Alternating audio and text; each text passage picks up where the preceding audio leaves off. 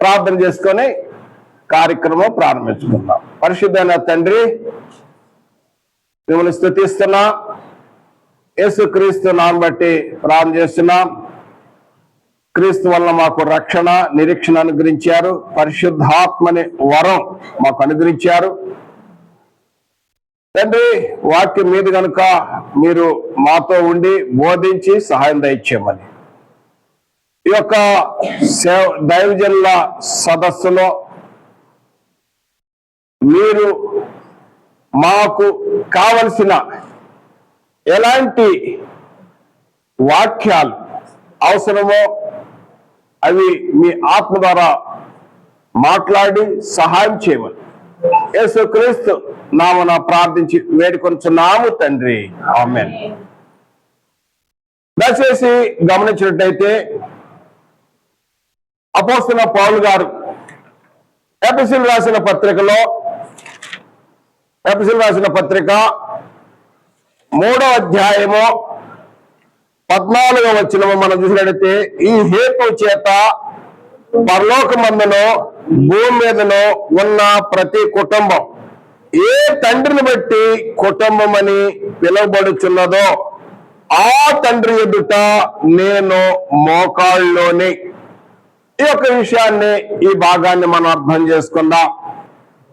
ఏంటంటే పరలోకమందు ఉన్న కుటుంబం అంటున్నాడు పౌలు గారు మోకాళ్ళని ప్రార్థన చేస్తున్నాడు. ఆ తండ్రి ఎదుట నేను మోకాళ్ళలోని ఏమిటనగా, పరలోకమందును భూమి మీద ఉన్న ప్రతి కుటుంబము ఏంటి? ఆ కుటుంబాన్ని గురించి ఈరోజు వాక్యములో మనం తేటగా తెలుసుకుందాం. పరలోకమందును భూమి మీద ఉన్న ప్రతి కుటుంబం ఏ విధంగా ఉందో మనం చూసినట్టయితే, ఇక్కడ మీదట అర్థం కావటానికి ఇక్కడ God's proper order for the family అంటే దేవుడు సరైన రీతిలో ఏ విధంగా ఒక కుటుంబాన్ని ఒక ఆర్డర్లో ఉంచాడో ఆ విషయాన్ని ఈరోజు మనం తెలుసుకుందాం. Proper order, God's proper order for the family. ఈ ఫ్యామిలీ గురించి అర్థం కావటానికి మీ ఎదుట నాకు ఒక మ్యాప్ దొరికింది. ఏంటంటే ఇదే మ్యాటర్ ఉంది, ఫ్యామిలీ ట్రీ అని ఉంది. ఇక్కడ చూసినట్టయితే దయచేసి చూడండి, పరలోకమందును భూమి మీద ఉన్న కుటుంబం ఏంటి అనేది నేను వివరణ చేస్తున్నాను.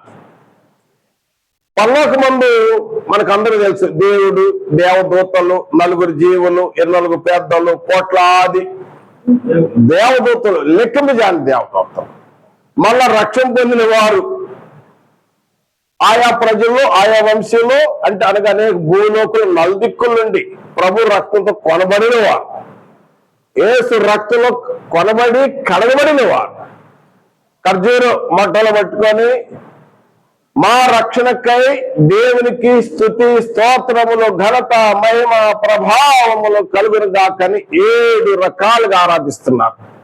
పురాణ గ్రంథం 7వ అధ్యాయము 9వ వచనం నుండి 15వ వచనములో, పురాణ గ్రంథం 7వ అధ్యాయము 9వ వచనం నుండి 15వ వచనాల్లో అక్కడ ఏముండాలంటే, మా రక్షణకై దేవునికి గొర్రె పిల్లకు, అంటే దేవుడు క్రీస్తు కూడా ఆరాధింపబడుతున్నాడు అక్కడ. కాబట్టి పరలోకంలో దేవుడు ఉన్నాడు. అయితే దేవుని యొక్క ప్రాపర్ ఆర్డర్ లో భూలోకం వచ్చేసరికి క్రీస్తు ఉన్నాడు. క్రీస్తు ఎవరంటే సంఘానికి శిరస్సు అయి ఉన్నాడు. అదేవిధంగా మనం చూసినట్లయితే స్త్రీకి శిరస్సు పురుషుడై ఉన్నాడు. ఈ ప్రాపర్ ఆర్డర్ చూడండి. భార్య భర్తలు వారు ఒక కుటుంబంగా ఉన్నప్పుడు దేవుడు వారిని బ్లెస్ చేసి వారికి సంతానం ఇచ్చినప్పుడు పిల్లలు ఉన్నారు. ఇక్కడ చూసినట్లయితే కొరింథీ రాసిన మొదటి పత్రిక 11వ అధ్యాయం 3వ వచనములో సంఘమునకు శిరస్సు క్రీస్తు, స్త్రీకి శిరస్సు పురుషుడు, క్రీస్తుకు శిరస్సు తండ్రి అయిన దేవుడు. కొరింథీ రాసిన మొదటి పత్రిక 11వ అధ్యాయం 3వ వచనం. ఎందుకంటే మీరు లేఖనాలు పరిశోధన చేయాలి, లేఖనాలు పరిశోధన చేస్తూ ఉండాలి. లేఖనాలు పరిశోధన చేయటం వలన నిత్య జీవం కలుగుతుందని యేసు ప్రభువు వారు చెప్పాడు. యోహాను సువార్త 5వ అధ్యాయం 39వ వచనంలో లేఖనాలు పరిశోధించినప్పుడు అలాగ ఉన్నవో లేవని పరిశోధన చేయాలి, పరిశీలన చేయాలి, వాస్తవా కాదనేది. కాబట్టి దయచేసి మరొకసారి గమనించండి, సంఘానికి శిరస్సు క్రీస్తు, క్రీస్తుకు శిరస్సు సంఘానికి శిరస్సు క్రీస్తు, క్రీస్తుకు శిరస్సు దేవుడు. కొరింథీ రాసిన మొదటి పత్రిక 11వ అధ్యాయం 3వ వచనం. ఇది ప్రాపర్ ఆర్డర్. ఈ ప్రాపర్ ఆర్డర్ ఒకటి గమనించండి. ఈ బొమ్మ ఎలా కనపడుతుంది చెప్పండి? గొడుగు. एक छतरी का नीचे एक छतरी का अंदर आ गया, सभी लोग एक छतरी के अंदर आ गया. అంటే అందరూ ఒకే గొడుగు కింద వచ్చేసారు. అందరూ ఒకే గొడుగు అంటే తండ్రి అయిన దేవుడు కదండి, క్రీస్తు అంటే సంఘములో ఉన్నవారు, భార్య భర్తలు. ఈ సంఘం వచ్చేసరికి ఆయా ప్రజలు, ఆయా వంశంలో అనేక కుటుంబాలు కలిసి సంఘముగా కూడతారు. అంతే కదండి సంఘం. ఇందులో చూసినట్టయితే ఈ లేఖన భాగాల గురించి పౌలు గారు ఇక్కడ చెప్తున్నాడు. ఏమని పౌలు గారు చెప్పేది? ఆ తండ్రి ఎదుట నేను మోకాళ్ళుని, పరలోకమందును ఉన్న కుటుంబము, భూమి మీద ఉన్న ప్రతి కుటుంబము, ఈ కుటుంబం అనేది ఎల్లప్పుడూ నిత్యము, ఆల్వేస్ నిత్యము.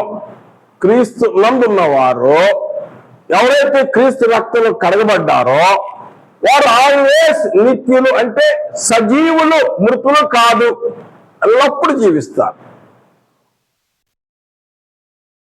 ఈ కుటుంబాన్ని గురించి అనగా ఈ సంఘము, ఈ సంఘాన్ని గురించి చూసినట్టయితే దేవుని యొక్క ప్రణాళికలో ఈ కుటుంబము గురించి దేవుడు ప్రణాళిక చేశాడు. జగత్తు పునాది వరకమునిపై ఆయన ప్రణాళిక ఎక్కడ ఉన్నదంటే ఎఫ్సీ పత్రికలో 1వ అధ్యాయము 6, 7 వచనాలు. మీరు పాడే పాటలో కూడా తాత్పర్యం లేదు, నేను చూస్తూనే ఉంటున్నా, గమనిస్తున్నాం. ఏంటంటే జగత్తు పునాది వేయబడక మునిపే దేవుడు క్రీస్తు నందు మనం ఆయన కుమారులుగా కుమార్తెలుగా ఉండాలని, దేవుని మహాప్రేమ చేత క్రీస్తు రక్తములో విమోచింపబడి, క్రీస్తు రక్తం కడగబడి, ఆ విధంగా ఆ కుటుంబం అనేది జగత్తు పునాది వేయబడక మునిపే పాస్ట్ టెన్స్ అప్పుడే దేవుడు ఆలోచన చేశాడండి. అప్పుడే ఆలోచన చేశాడు దేవుడు. ఈరోజు అయ్యగారు వారి కుటుంబం గురించి చెప్పుకుంటున్నాం, మన కుటుంబం గురించి చెప్పుకుంటున్నాం.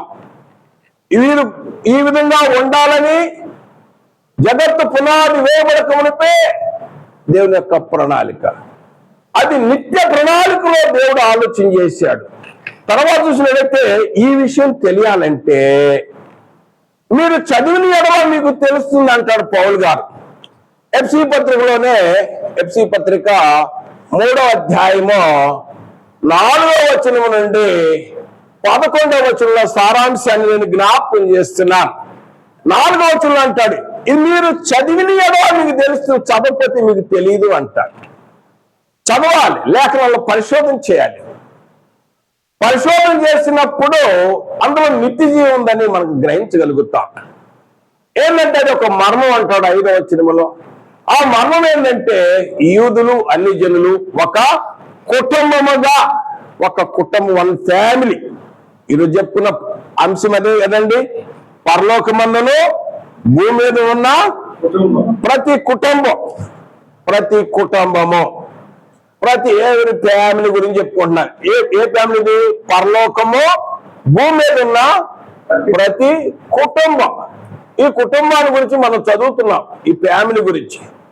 ఏంటి పరలోకముందున్న కుటుంబం, భూమి మీద ఉన్న కుటుంబాన్ని గురించి చదువుతున్నప్పుడు ఈ సంబంధం చూడండి, ఇది దేవుని యొక్క ప్రణాళిక. జగత్తు పునాది వేయబడక మునిపే. తర్వాత అది ఏ విధంగా అవుతుంది? 3వ అధ్యాయంలో యూదులు అన్ని జనులు యేసు రక్తం వలన విమోచింపబడి, అది సంఘము ద్వారా అంటాడు. ఎఫ్సీ పత్రిక 3వ అధ్యాయము 8-11 వచనాలు చూసినట్టయితే, తండ్రి అయిన దేవుడు స్తుతింపబడును గాకని చెప్పి, తండ్రి అయిన దేవుడు క్రీస్తునందు చేసిన నిత్య సంకల్పము సంఘము ద్వారా. సంఘం అనేది దేవుని ఇల్లు. సంఘం అనేది దేవుని ఇల్లు. ఈ ఇల్లు అనే ఈ కుటుంబం అనేది దేవుని యొక్క జగత్తు పునాది వేయబడక మునిపే ఏర్పరచబడింది. అది చదివితే అర్థమవుతుంది. ఆ కుటుంబంలో వచ్చిన వాళ్ళు ఎవరు వచ్చారు అందులోకి? అందరు కాదు, లోకం అంతా. ఈ కుటుంబంలో చేరేది ఎవరు? అన్ని జనులు, యూదుల నుండి వచ్చిన వాళ్ళు. వాస్తవానికి అప్పుడు యూదులు ఉన్నారు, రెండో తెగ ఉంది, అన్ని జనులు ఉన్నారు. యూదులకు ధర్మశాస్త్రం ఉన్నది, అన్ని జనులకు ధర్మశాస్త్రము లేదు. అంటే అన్ని జనులు అంటే రోమీలు, గ్రీకులు, అమెరికన్స్, ఇక ప్రపంచం మొత్తం ఇక అన్ని జనులే. ధర్మశాస్త్రం ఉన్న వాళ్ళు యూదులు. అది కాబట్టి అన్ని జనుల్లో నుండి, యూదుల్లో నుండి అన్ని జనులు ఒక జాతి అయితే, యూదులు ఒక జాతి అయితే, క్రీస్తు రక్తంలో కడగబడిన వారు 3వ జాతి కదండి. మన 3వ జాతి, ఇది ఆత్మీయ జాతి. ఇజ్రాయెల్ ప్రజలు శరీర సంబంధమైన వారైతే, మనం ఆత్మ సంబంధమైన ఇజ్రాయెల్. గలతీ పత్రిక 6వ అధ్యాయంలో లాస్ట్ వచ్చేలో మీరు చూడొచ్చు. ఇది గొప్ప తాత్పర్యం. కుటుంబం ఇది ఆత్మ సంబంధమైన కుటుంబం. ఈ ఆత్మ సంబంధమైన కుటుంబం ఎల్లప్పుడూ నిత్యం ఉంటుంది. ఇది ప్రపంచమంతా ఉంటుంది. ఈ కుటుంబం సంబంధం ప్రపంచం మొత్తం, ఆయా ప్రజలు, ఆయా వంశం, ఆయా జాతులు, ఆయా భాషల్లో ఉన్నవాళ్ళు. ఈ కుటుంబం ఎల్లప్పుడూ ఉంటుంది. ఈ కుటుంబంలో ఏ భేదము లేదు. ఈ కుటుంబంలో కులము లేదు, మతము లేదు, ఏ భేదము లేదు. ఆ రెఫరెన్స్ చెప్తాను, ఎక్కడుంది కులం లేదు, మతం లేదని బైబిల్ ఎక్కడుందని అడుగుతారేమో చెప్తాను. గలతీ పత్రిక 3వ అధ్యాయము ఈ కుటుంబంలో ఉన్నవారు 26 నుండి 27వ వచనము మరియు 29వ వచనం వరకు మనం చూసినట్లయితే, ఆయన యందు విశ్వాసం ఇచ్చిన వారు దేవుని కుమారులై ఉన్నారు. ఇందులో యూదులు లేదు, గ్రీకు దేశస్తులు లేదని, స్త్రీయం లేదు, పురుషులు లేదు, ఏ భేదము లేదు, అందరూ ఒక శరీరము. ఇందులో భేదాలు లేవండి. క్రైస్తవులో కుల మతాలు లేవు. క్రీస్తు రక్తంలో కడగబడిన తర్వాత ఏ భేదము లేదు. క్రీస్తును ధరించుకున్న తర్వాత, కొత్త జన్మ జన్మించిన తర్వాత ఇంకా ఏ భేదము లేదు. ఈ కుటుంబం, ఇది ఏ కుటుంబం? ఇది దేవుని కుటుంబం గురించి చెప్తున్నాను. ఈ దేవుని కుటుంబం ఎల్లప్పుడూ నిత్యము ఉండాలి, ఎల్లప్పుడూ ఉంటుంది. దేవుని జగత్తు పునాది వేయబడక మునిపే ప్రణాళికలు చెప్పుకున్నాం. తర్వాత ఆ కుటుంబము, పౌలు గారు ఈ కుటుంబంలో చేర్చబడిన వారు, ఏ భేదము లేదు. మళ్ళా మనం రక్షింపడినాక నా వెనకాల ఇంకో మళ్ళా ఆ యొక్క ఏదో టైటిల్ తెచ్చుకునే అవసరం లేదు. ఇంకా మళ్ళీ అక్కడ భేదం చూపించినట్టే. ఎందుకంటే ప్రభు బలంలో నువ్వు పరిశుద్ధ బలంలో పాల్గొంటున్నప్పుడు ఏ భేదం ఉండకూడదు. అలాంటి భేద ప్రయాణంతో ఉండి ప్రభు బలం తీసుకోకూడదు. కాబట్టి ఇందులో ఉన్నవారు నిత్యులు అనే విషయాన్ని మరలా జ్ఞాపకం చేస్తున్నాను. ఇది గలతీ పత్రిక అనుకోండి, ఇది ఎఫ్సీ పత్రిక మరలా జ్ఞాపకం చేస్తాను మీకు. 3వ అధ్యాయం, ఎఫ్సీ పత్రిక 3వ అధ్యాయము 20-21 వచనంలో, కార్యసాధకమైన శక్తిని బట్టి, తర్వాత మనం అడుగు వాటి కంటే, ఊహించిన వాటి కంటే అత్యధికము తరతరములు సంఘములో కలుగునుగాక అంటాడు. తరతరాలు సంఘము, సరతరాలు ఉంటుందా? ఇప్పుడు మనం ఈ సంఘంలో ఎంతమంది ఎప్పుడు ఉంటామండి? తరతరాలు ఉండలేం కదా. అంటే మన జీవితం అయిపోయిన తర్వాత వెళ్ళిపోతూ ఉంటాం కదా. మళ్ళీ సంఘం లైవ్ లో, సంఘం ఎప్పుడు లైవ్ లో ఉంటుంది. సంఘం ఎప్పుడు లైవే ఉంటుంది. ఎప్పుడు రక్షింపడినప్పుడు, కొత్త ఆత్మలు చేర్చబడుతున్నప్పుడు సంఘం ఎప్పుడు లైవ్ లో ఉంటుంది. అయితే తరతరాలు అంటే ఒకవేళ మనం క్రైస్తవుడిగా సంఘంలో చేర్చబడి మరణించినా కూడా అతడు సజీవుడే. అదనమాట అక్కడ తాత్పర్యం. తరతరములు జీవిస్తాడు. ఇప్పుడు కీర్తనకాడు దావీదు అంటాడు, ఆయన కీర్తన 23లో ఏదంటే, యెహోవా నా కాపరి, నాకు లేమి కలగదు, పచ్చిగల చోట్ల నన్ను పరుని శాంతికర జనం నడిపించిన ఘరాంధకారులో నేను సంవత్సరం భయపడి నువ్వు నాకు తోడైను, నీ దుడ్డు ఖరీదాను నన్ను ఆదరించిన, నా శత్రువు నువ్వు నాకు భోజనం సిద్ధపరిచిన, నేను నా పలంటిను నాకు నిండిపోతుంది, నేను బ్రతుకు దినంలో నీ కృపాక్షేమ వచ్చిన చిరకాలం యెహోవా మందిరంలో. ఏమన్నాడు? చిరకాలం ఎక్కడ నిలబడ, భూ సంబంధమైనది కాదు అది. తరతరములు జీవించేది ఏంటంటే అది నిత్యము. దేవుని కుటుంబంలో ఉన్నవారు, దేవుని కుటుంబం ఎల్లప్పుడూ నిత్యం. ఇది ఎప్పుడు నిత్యం అండి. అది ఎప్పుడు నిత్యం అయిందంటే నేను మళ్ళొకసారి జ్ఞాపకం చేస్తున్నాను. ఆ నిత్యత్వం ఇది తరతరాలు ఎట్లా వచ్చిందంటే, కొలసీ పత్రికలో 1వ అధ్యాయము 13వ వచనం చూస్తే, ఆయన మనలను అంధకార సంబంధమైన, కొలసీ పత్రిక 1వ అధ్యాయం 13వ వచనంలో, ఆయన మనలను అంధకార సంబంధమైన అధికారం నుండి విడుదల చేసి తాను ప్రేమించిన కుమారుని రాజ్య నివాసులుగా చేశాను. ఆయన రాజ్యంలో చేశాను. ఆయన రాజ్యంలో ఉన్న రాజ్యం ఎప్పుడు తరతరాలే. క్రీస్తు రాజ్యానికి అంతమే లేదు. అనేక లేఖనాలు ఉన్నాయి, మీకు తెలుసు. ఆయన రాజ్యం ఎప్పుడు నిరంతరం ఉంటుంది. ఆ రాజ్యంలో ఉన్నారు. యేసు ప్రభు మరణిస్తాడు. వచ్చినప్పుడు చూడండి, ఈ యొక్క గొప్ప సత్యాన్ని, ఈ దేవుని కుటుంబం ఎంత నిత్యమో విషయం తెలియజేస్తున్నాను. కొన్ని రాసిన మొదటి పత్రికలో 15వ అధ్యాయము 24వ వచనంలో ఏముంది? అటు తర్వాత క్రీస్తు వచ్చిన తర్వాత ఆయన సమస్తమైన ఆధిపత్యము, అధికారులు, సమస్తను కొట్టివేసి తన తండ్రిని దేవునికి తన రాజ్యము అంటే తన సంఘాన్ని హ్యాండ్ ఓవర్ చేస్తాడు.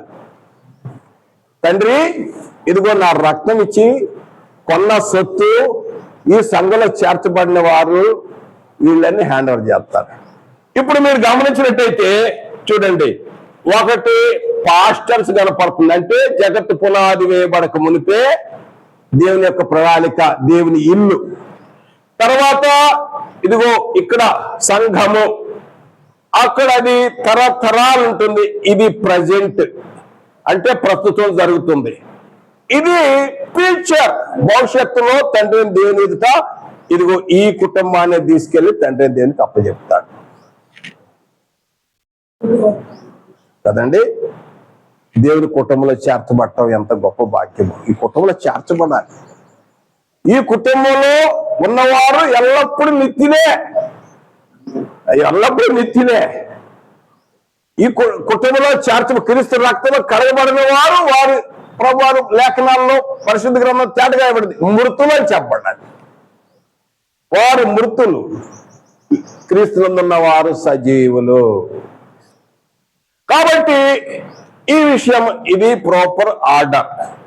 ఈ ప్రాపర్ ఆర్డర్ లో మరి ఈ కుటుంబం ఏ విధంగా ఉంది అనే దాన్ని వివరణ చేసి ఉన్నాం. అయితే ఈ కుటుంబంలో దేవుని యొక్క ప్రణాళికలో మరి ఎవరున్నారు? ఇదిగో భర్త ఉన్నాడు, భార్య ఉన్నది, పిల్లలు ఉన్నారు. వీళ్ళ గురించి కొద్దిగా చెప్పాలి. ఎందుకంటే వీరికి శిరస్సు క్రీస్తు కాబట్టి దేవుని యొక్క ప్రణాళిక ఏంటంటే క్రీస్తు లాగే ఉండాలని, క్రీస్తు లాగే ఆయన యొక్క స్వరూపంలో రావాలని కదండి. తిమోతి రాసిన మొదటి పత్రికలో 3వ అధ్యాయము 4-5 వచనాల్లోనూ మరి 12వ వచనములో, ఎందుకంటే ఒక సంఘ అధ్యక్షుడు అసలు ఎట్లా ఉండాలంటే తన ఇంటి దగ్గర నుండే, ఇల్లే పెద్ద ఒక మంచి సంఘం అని, కుటుంబం ఇంటి దగ్గర నుంచే మొదలు కావాలి. ఎంత పెద్ద సంఘం అనేది కాదు, ముందు ఇంటి దగ్గరనే మొదలు కావాలి అక్కడ సంఘం. కాబట్టి ప్రియమైన సహోదరులారా, ఆ యొక్క సంఘం గురించి మనం చదువుతున్నప్పుడు తిమోతి రాసిన మొదటి పత్రికలో 5వ అధ్యాయము 8వ వచనం ఒకసారి చదవండి, తీసిన వారు బ్రదర్స్ చదవండి. తిమోతి రాసిన మొదటి పత్రిక 5వ అధ్యాయము ఆ సంఘంలో ఉన్నవారు నడుచుకునే విధానం గురించి, ఎవరైనా స్వకీయులను విశేషముగా తన ఇంటి వారిని సంరక్షించకపోయిన ఎడలా అవిశ్వాసుల కంటే చెడ్డవాడు. ఇప్పుడేంటంటే కుటుంబంలో చేర్చబడిన వారు, భర్త ఉన్నాడు, భార్య ఉన్నది. వీళ్ళు ఏం చేయాలంటే తన కుటుంబాన్ని సంరక్షించుకోవాలి. ఒకవేళ ఏ విధంగా అటు భౌతికంగా సంరక్షించుకోవాలి, స్పిరిచువల్ గా ఆత్మసంలో రక్షించుకోవాలి. బాధ్యత ఇది. ఎందుకంటే ప్రభు కోరుతుంది అదే, పౌలు గారు జ్ఞాపకం చేస్తున్నాడు. కాబట్టి మనము ఈ సంఘంలో ఉన్నవారు, దేవుని కుటుంబంలో ఉన్నవారు ఏ విధంగా నడుచుకోవాలంటే క్రీస్తుని పోలి నడుచుకోవాలి. క్రీస్తుని పోలి నడుచుకోవాలి. క్రీస్తుని పోలి నడుచుకుంటున్నప్పుడు మరలా జ్ఞాపకం చేసేది ఏంటంటే భర్త భార్య విధుల గురించి కొన్ని విషయాలు మనకు అందరూ తెలిసిన విషయమే. మీరు అందరూ మ్యారేజీల్లో ఈరోజు మ్యారేజ్ డే కూడా, మహేంద్ర అన్న మ్యారేజ్ డే కూడా, ఈ విషయాల్లో కొన్ని హెచ్చరికలు ఇస్తా ఉంటాం. ఏంటి? భార్య భర్తల యొక్క విధుల గురించి, భార్య భర్తల గురించి, వీళ్ళ గురించి మనం చూస్తున్నప్పుడు కదండి, భర్త ఏం చేస్తాడు? తన కుటుంబాన్ని ప్రొటెక్ట్. ఇందా చదివాం, ఏది తిమోతి రాసిన మొదటి పత్రిక 5వ అధ్యాయం 8వ వచనం, ఎవడను స్వకీయులను విశేషంగా తన ఇంటి వారిని సంరక్షించకపోయినట్లయితే వాడు విశ్వాసమును త్యాగం చేసిన వాడై అవిశ్వాసి కంటే చెడ్డవాడు. భర్త చేయాల్సిన పని ఏంటి? తన కుటుంబాన్ని నడిపించాలి. అంటే ఆయన ఒక టీం లీడర్. ఆయన తన కుటుంబాన్ని సంరక్షించుకోవాలి. తన కుటుంబం కొరకు పోషణ గురించి ఆలోచించాలి. తన కుటుంబం గురించి ఒక నాయకుడిగా ఉంటాడు. తన భార్యను ప్రేమించేవాడుగా ఉంటాడు. భర్త ప్రేమించేవాడుగా ఉంటాడు. అదేవిధంగా సంఘం, నేను నా ఇంటి వారును యెహోవాను సేవించారు, దేవుని ఇంటికి వచ్చేవారుగా ఉంటారు. కాబట్టి ఇది బాధ్యతలు ఉంటున్నప్పుడు భర్త, మనకందరికి తెలిసిన విషయం, స్త్రీకి శిరస్సు పురుషుడు. పురుషుడు తన భార్యను ప్రేమించువాడై ఉండాలి. దేవుని కుటుంబంలో భార్యను ప్రేమించేవాడు. అదేవిధంగా నేను త్వరగా మళ్ళీ అక్కడికి వస్తున్నాను. ఇప్పుడు భార్య డ్యూటీ, ఇక్కడ వైఫ్ డ్యూటీ. ఎందుకంటే మన సేవకులు బోధించడానికి ఇది ఎంతో ఉపయోగపడుతుంది. ఏంటంటే ప్రియమైన సహోదరులారా, ఈ సమయంలో మరి భార్య ఏంటంటే దేవుని యొక్క ప్రణాళిక. సృష్టి యావత్తు చేసినప్పుడు అంతా మంచిగా ఉంది, ఒక లోటు కనపడింది. ఏమిటి? నరుడు ఒంటరిగా ఉండుట మంచిది కాదు, సాటైన సహాయం. అంటే భార్య అంటే ఎవరు? దేవుని యొక్క ప్రణాళికలో భార్య సాటైన సహాయం, తనకు సాటైన సహాయం. ఈ లోటు ఎవరు తీర్చలేరండి, కేవలం భార్య మాత్రం తీర్చగలుగుతుంది. కాబట్టి ఇది ఒక దేవుని యొక్క ప్రణాళిక. ఈ ప్రణాళికలో భార్య యొక్క విధులు కూడా చెప్తున్నాడు. ఏంటంటే ఆమె హోమ్ డిపార్ట్మెంట్, తన ఇంటిని చూసుకుంటా ఉంటది. తన ఇల్లే పాఠశాల. పిల్లలు జాయిన్ చేసేటప్పుడు ఆ స్కూల్ మంచిదా, ఈ స్కూల్ మంచిదా అని వెతుకుతా ఉంటారు. ఎక్కడో వెతికే అవసరం లేదు, గృహనే పాఠశాల.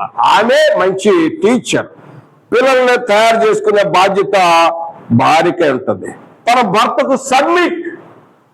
3 మాటలు ఉన్నాయి అందులో. ఒకటి, విధేయురాలై ఉండాలి. రెండోది, లోబడి ఉండాలి. భర్తకు భయపడేవాడు. అదేవిధంగా భర్తను కూడా ప్రేమించాలి, భార్య భర్తను ప్రేమించాలి, అదేవిధంగా భర్త కూడా భార్యను ప్రేమించాలి,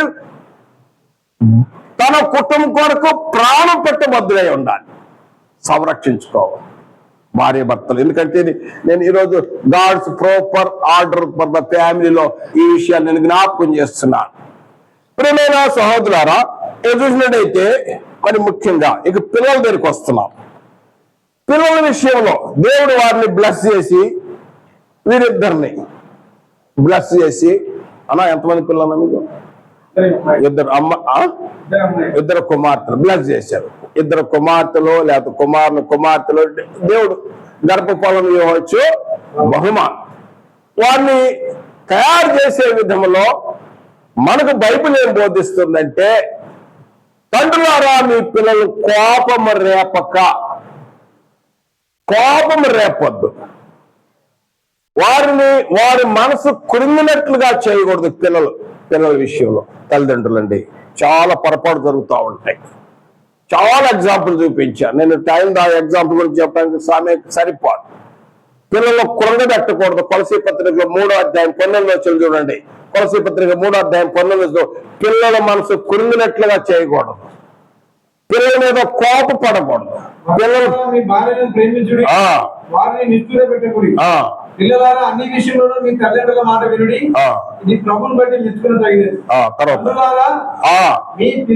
మీ పిల్లలను మనసు కృంగునట్లు కోపం పుట్టేయద్దు. పిల్లల తల్లిదండ్రులారా ఎందుకంటే మనకు బాధ్యత ఉంది. మనమే ఇతరులు చెప్పాలి కదండి. మనం ఎవరు? ప్రీచర్స్. మన సమాజానికి చెప్పుకోవాలి. మనం ఈ విషయాలు చెప్పాలి. తల్లిదండ్రులు పిల్లలు కోపం లేపక వాళ్ళ మనసు కృంగేటట్టుగా ఉండకూడదు.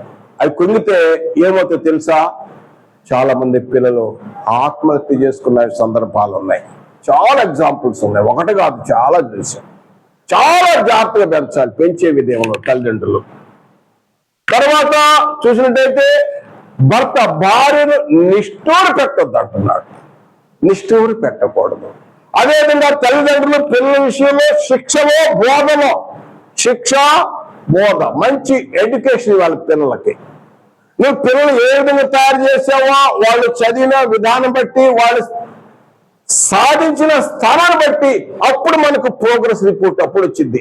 నువ్వు ఎట్లా పెంచావు రిజల్ట్, పిల్లలు పెంచిన విధానం బట్టి అప్పుడు వచ్చింది. కాబట్టి శిక్ష బోధ ఈ రెండు ఎవరు దొంగిలించలేరు. దేవుని బయటకు పెంచటము, రెండోది మంచి ఎడ్యుకేషన్ ఇవ్వటం. ఎందుకంటే మన సమాజం ఈరోజు క్రైస్తవ సమాజం చాలా వెనకబడిపోయింది. మన బోధకులైన మన సమాజంలో మన కాలేజీలో ఈ విషయం గట్టిగా చెప్పాలి. ఏంటంటే తండ్రులారా మీ పిల్లలకు మంచి ఎడ్యుకేషన్ ఇవ్వండి, దేవుని దగ్గర నడిపించండి. ఇది చాలా ప్రాముఖ్యమైన విషయం. ఈ ప్రాపర్ ఆర్డర్ లో ఈ విధంగా ఈ ఆర్డర్ కుటుంబం ఎల్లప్పుడూ నిత్యమేనండి. యుగాలు తరతరాలు ఉంటుంది.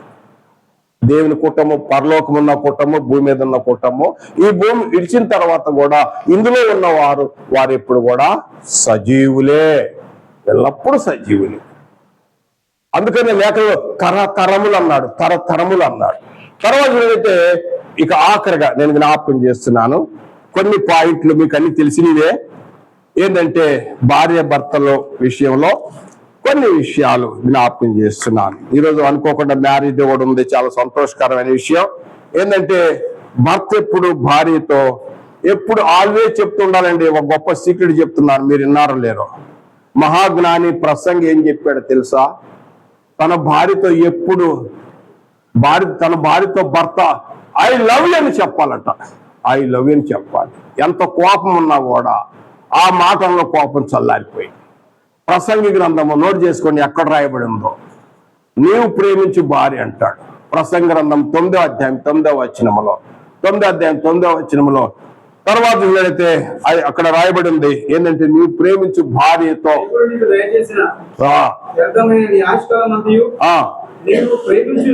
నువ్వు ప్రేమించు నీ భార్యను. చదయ్యా, సుఖించు. అది ఎందుకంటే నీ బ్రతుకు దినాల్లో అయ్యా చదవండి. ఈ వచనం రాసుకుంటూ స్తుతించు. ఈ బ్రతుకునందు నీవు కష్టపడి ఆ. చేసుకున్న దాని అంతటికి ఆ. అదే నీకు కలుగు భాగ్యం. భాగ్యం, ఇదే భాగ్యం. ఎందుకంటే పౌలు గారు కూడా చెప్తాడు ఎఫ్సి పత్రికలో 5వ అధ్యాయము 8వ వచనంలో నీ భార్యను ప్రేమించమని చెప్తున్నాడు. తర్వాత చూసినట్లయితే నా ప్రియ సహోదరులకు ఒక గొప్ప విషయం, ఈ యొక్క ధర్మాన్ని జరిగించమంటాడు. కొరింథీ రాసిన మొదటి పత్రిక 7వ అధ్యాయం 3వ వచనంలో వారి వారి ధర్మాలు జరిగించాలి. దేవుని వాక్యం భార్య భర్తలు వారి ధర్మాన్ని జరిగించాలి బైబిల్ బోధిస్తుంది. తర్వాత దేవునికి ఎప్పుడు కూడా భర్త తన భార్యకి ఇచ్చినందుకు దేవునికి త్యాగం చెప్పాలి. తన భార్య విషయం కూడా అమ్మా నీలాంటి నాకు మంచి భార్య నువ్వు నాకు దొరికేవని ఎప్పుడు చెప్పుకుంటా ఉండాలి. చాలా మంచిదాని అని చెప్తూ ఉండాలి, పొగుడుతుంది. ఎందుకంటే మనకు సాయంత్రం కదా 31వ అధ్యాయంలో రాయబడినట్టుగా మరి అదేవిధంగా ఇటు భార్య కూడా భర్తను రెస్పెక్ట్ ఇస్తూ ఉండాలి, గౌరవిస్తూ ఉండాలి, సన్మానిస్తూ ఉండాలి. భార్య కూడా నీలాంటి భర్త దొరకటం నాకు ఎంతో అదృష్టం అని చెప్తూ ఉండాలి. గొప్ప సీక్రెట్స్ అండి ఇవి. తర్వాత ఎప్పుడు భార్య భర్తలు ఇతరుల ముందు ఒకరినొకరు షేర్ చేసుకోకూడదు, అవమానపరచుకోకూడదు. బైబిల్ బోధిస్తున్నాం మాట. ఎందుకు చెప్తున్నానంటే మనకు బైబిల్ తేటగా చెప్తుంది ఈ యొక్క కుటుంబం పరలోకమందును భూమి మీద ఉన్న ఏ క్షత్రిక నీచాయ ఆ కుటుంబం ఏ విధంగా నడుచుకోవాలో మనకు ఇదిగో ఈ గ్రంథంలో అన్ని విషయాలు చక్కగా తేటగా ఉన్నాయి. బైబిల్లో అన్నీ ఉన్నాయి. ఈ కుటుంబం మరి ఈ కుటుంబాన్ని బట్టి మరి దేవుడు మనకి ఈ కుటుంబం ఎల్లప్పుడూ నిత్యమే, యుగాలు తరతరాలు ఉండే కుటుంబం. ఇది ఎల్లప్పుడూ ఉంటుంది, ఇక్కడి వరకే కాదు, పరలోకం కూడా ఎల్లప్పుడూ ఉంటుంది. ఇది నిత్య కుటుంబం. ఈ కుటుంబంలో చేర్చబడ్డారా ధన్యులు. ఒకవేళ చేర్చబడకపోతే ఈ కుటుంబంలో చేర్చే బాధ్యత మనకుంది. వందనాలు. Thank you. మరొకసారి బెటర్ పర్లేదు.